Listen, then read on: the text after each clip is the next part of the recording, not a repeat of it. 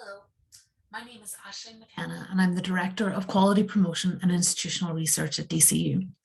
And I'd like to take some time today to think about three aspects of reviewing or evaluating digital learning, particularly at programme or module level.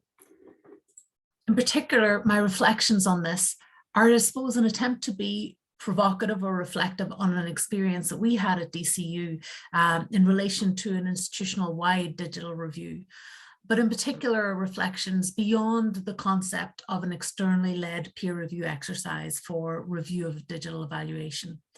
A consideration of what a digital review or an evaluation of digital learning at programmatic level might look like, and some of the tensions which I think are important to think about in that context.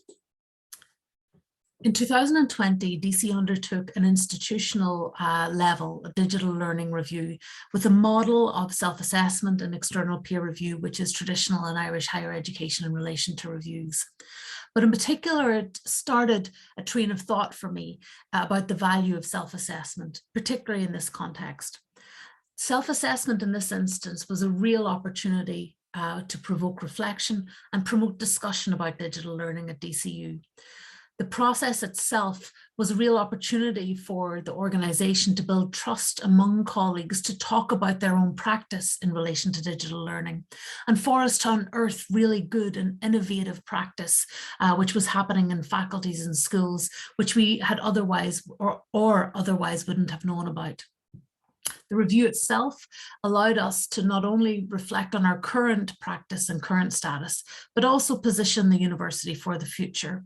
And most importantly, to gain a shared understanding of what that future might look like. In moving from an institutional level to a programmatic level review, there are a number of challenges. In particular, there's likely to be less time, less autonomy, and fewer resources available to dedicate to an evaluation of this type. However, I believe that there's also increased and enhanced opportunities to really engage deeply with staff and with students in evaluating digital learning.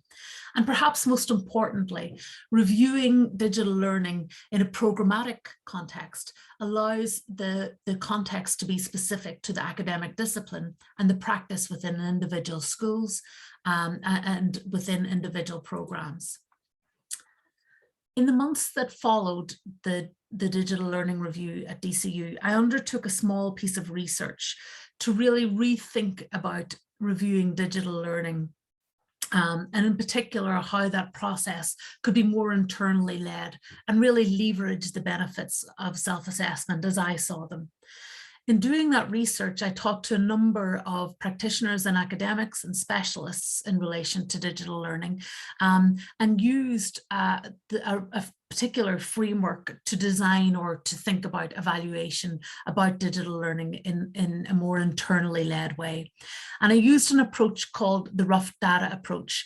It's one that was developed by an academic called Murray Saunders, and I've included a link to his paper below where he proposes that particular approach to evaluation design. I'm also not the first person, indeed, in Ireland who's been doing a little bit of work in this area. So I also include a link to a short piece, which is available by a lady called Irene Hayden from the Atlantic Technological University, who has also thought about the parameters or using rough data in this way to think about blended and online learning. And I'd encourage you to look up that particular resource and paper.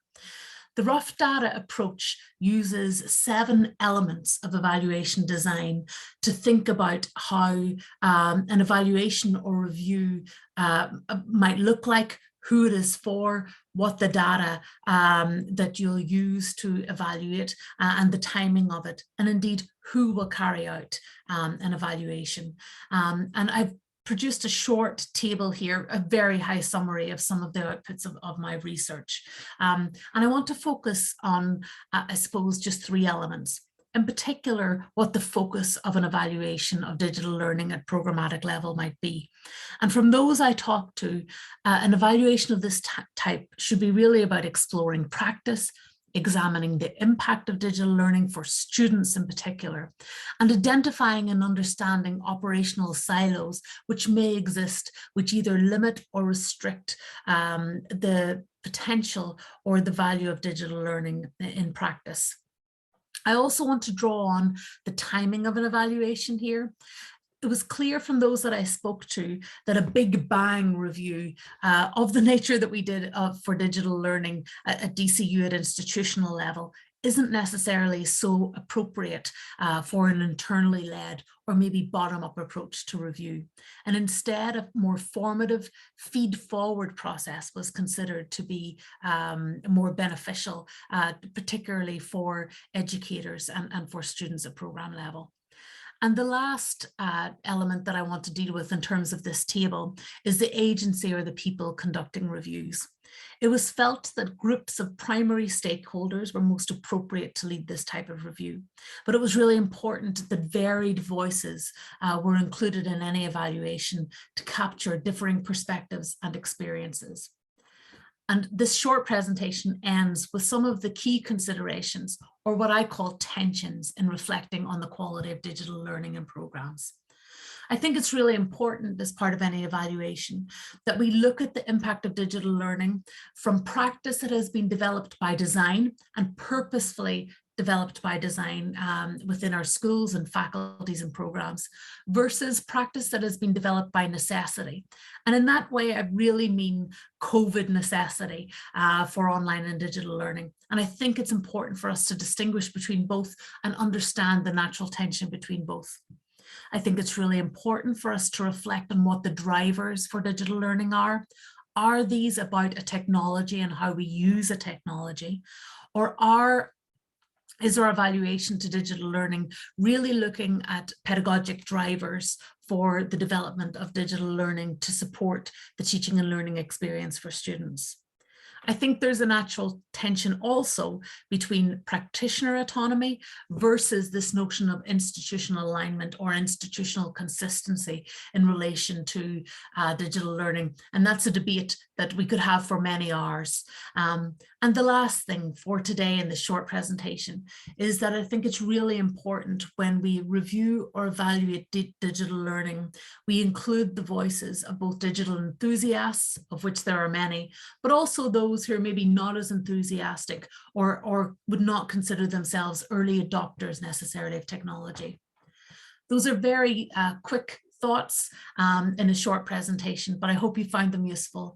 And I look forward to talking to you potentially at other opportunities in the future. Thank you. Bye-bye.